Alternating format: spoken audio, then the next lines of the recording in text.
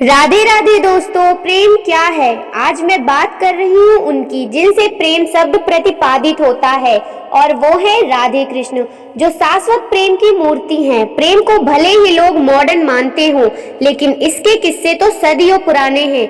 प्रेम के कई रूप हैं, जैसे राधा और कृष्ण का, जो दो होकर भी दो नहीं थे। श्री कृष्ण रास रचैया थे तो राधा सुंदरता की मूरत थी। आज भी किसी मंदिर में कृष्ण का दर्शन करेंगे आप तो कृष्ण के साथ राधा जरूर मौजूद होंगी।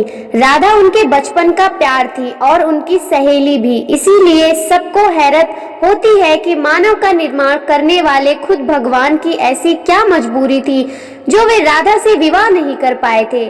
राधा की जगह पर पत्नी का दर्जा कृष्ण ने रुक्मणी को दिया था।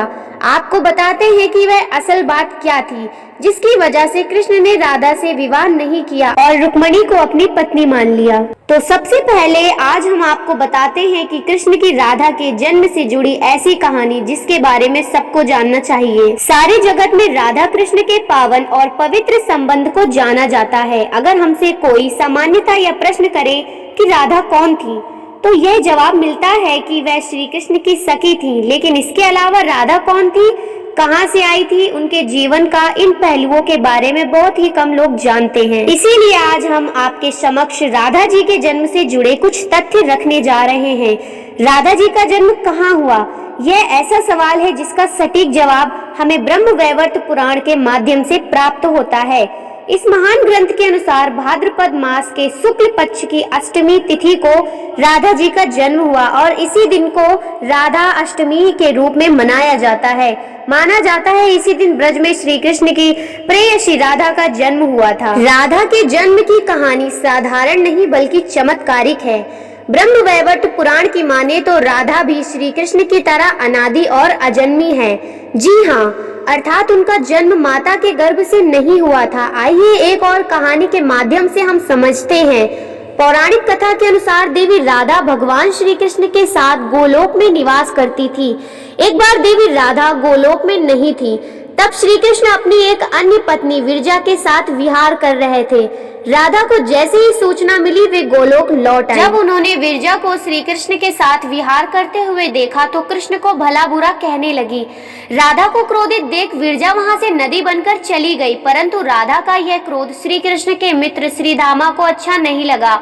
उन्होंने राधा से ऊंची आवाज में बात की और उन्हें अपमानित किया और इससे राधा और ज्यादा क्रोधित हो गई। क्रोधावस्था में श्रीधामा को श्राप दे दिया कि अगले जन्म में वे एक राक्षस कुल में जन्म लेंगे। श्रीधामा ने भी आवेश में आकर देवी राधा को भी पृथ्वी पर मनुष्य रूप में जन्म लेने का श्राप दे दिया। इस श्राप के कारण से श्रीधामा शंखचूर नामक असुर बना और देवी राधा को कृति और वसभानु जी की पुत्री के रूप में जन्म लेना पड़ा। लेकिन इनका जन्म देवी कृति के गर्भ से नहीं हुआ था। कथा के अनुसार जब श्रीधामा और राधा ने एक दूसरे को श्राप दे दिया था, इसके बाद श्री कृष्ण राधा के पास आए और उनसे कहा कि देवी, आप पृथ्वी पर जन्म तो लेंगी, लेकिन आप हमेशा मेरे आसपास ही रहेंगी। वहाँ आपका विवाह रायाण नामक एक वैश्य से होगा और सांसारिक तौर पर तुम रायाण की पत्नी कहलाओगी, लेकिन यह रायाण मेरा ही अंश होगा। राधा रूप में तुम मेरी प्रिया बनकर रहोगी। इसके बाद भगवान श्री कृष्ण ने देवी से कहा कि अब आप वृषभानु के घर में जन्म लेने की तैयारी करें। संसार की दृष्टि में राधा की माता कीर्ति गर्भवती तो हुई, लेकिन उनकी गर्भ में राधा ने प्रवेश नहीं किया। कीर्ति ने अपने गर्भ में वायु को धारण कर रखा था और योग माया की सहायता से कीर्ति ने वायु को जन्म दिया। लेकिन वायु के जन्म के साथ ही वहाँ राधा कन्या रूप में प्रकट हो गई, इसलिए देवी राधा को अयोनिजा भी कहा जाता है। द्वापर युग आया तो विष्णु भगवान श्री कृष्ण के रूप में आए और माता लक्ष्मी ने रुक्मणी के रूप में जन्म लिया। रुक्मणी का जन्म विदर्भ देश के राजा की बेटी के रूप में हुआ था।